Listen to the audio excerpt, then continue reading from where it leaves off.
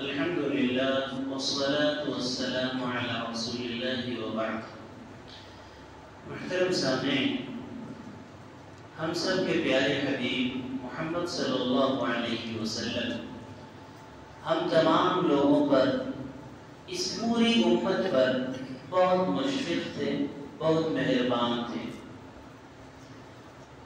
ایک وفادار باپ، والد اپنے بچوں کے ساتھ جتنی فکر رکھتا ہے ان کی مستقبل کے لیے، ان کے نیک اور اچھے بھلے کاموں کے لیے، انہیں سیدھے راستے پر چلانے کے لیے، برائیوں گناہوں سے بچانے کے لیے ایک مشفق باپ جتنی محنت اور کوشش کر سکتا ہے، اس سے کہیں زیادہ رسول اللہ صلی اللہ علیہ وسلم ہمارے اور آپ کے لیے کوشش کرتے تھے، محنت کرتے تھے، انہیں فکر رہتی تھی۔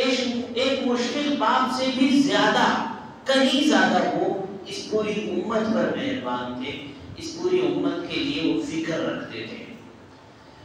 وہ رسول اللہ صلی اللہ علیہ وسلم اپنی زندگی کے آخری ایام میں کچھ قیمتی نصیحتیں کر گئے، مختلف نیکیوں اور بھلائیوں کے تعلق سے، مختلف گناہوں اور برائیوں کے تعلق سے بہت ساری باتیں بتا گئے ہیں۔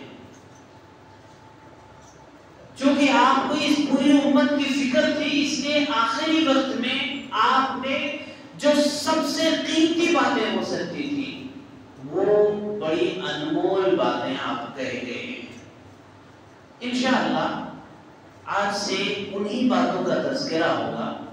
رسول اللہ صلی اللہ علیہ وسلم کی زندگی کے حیات طیبہ کے آخری ایام میں آپ نے کیا کیا ہے، کیا کہا ہے، کن کن گناہوں سے روکا ہے، اور کون کون سی بھلائیوں اور اچھائیوں کے تعلق سے آپ نے فرمان جاری کیا ہے، اس طرح کی باتوں کا تذکرہ انشاءاللہ ان دروس میں آئے گا۔ جب رسول اللہ صلی اللہ علیہ وسلم کی رحلت کا، وفات کا وقت قریب آیا، تب کئی روز پہلے سے ہی آپ صلی اللہ علیہ وسلم کے زبان سے، آپ کی باتوں سے یہ بعض لوگوں کو احساس ہونے لگا کہ شاید اب آپ کی زندگی کے آخری ایام آ گئے۔ مثال کے طور پر رسول اللہ صلی اللہ علیہ وسلم نے اس آخری رمضان میں، جو آپ کی زندگی کا آخری رمضان المبارک تھا، اس مہینے میں 20 دن کا اعتکاف کیا، جبکہ اس سے پہلے ہمیشہ 10 دنوں کا اعتکاف کرتے تھے۔ اس آخری رمضان میں جبریل امین علیہ السلام نے رسول اللہ صلی اللہ علیہ وسلم کو مکمل قرآن کا 2 بار دور کرایا۔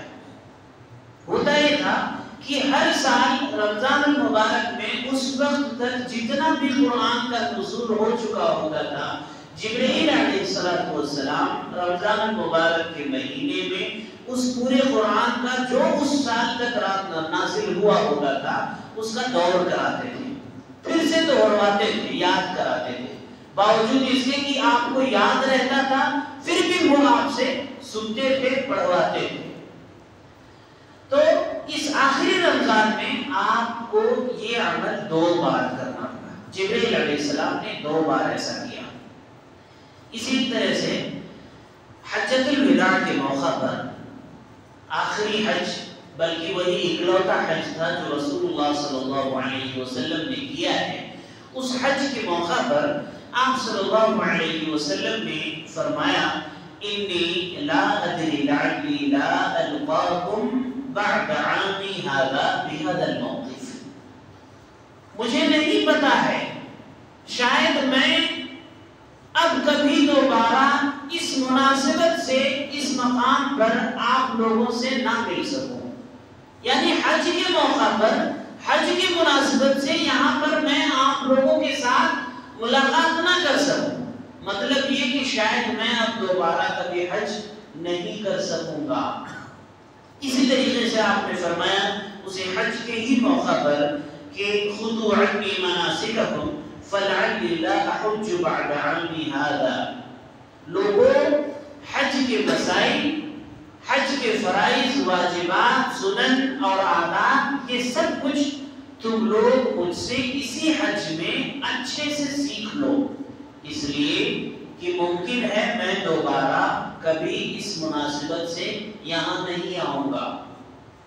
یہ آپ نے اس حجۃ الوداع کے موقع پر یہ فرمایا تھا کہ جس کے بعد دوبارہ وہ موقع، وہ مناسبت نہ ہو سکی اور آپ دوبارہ حج کا سال، حج کے موسم نہ پا سکے تھے۔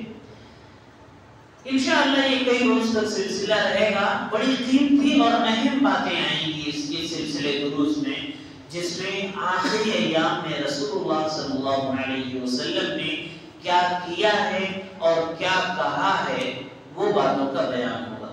اللہ تعالی ہم سبھی کو اچھائی اور بھلائی کی توفیق دے، آمین۔ صلی اللہ علیہ نبی وعلی آلہ وسلم۔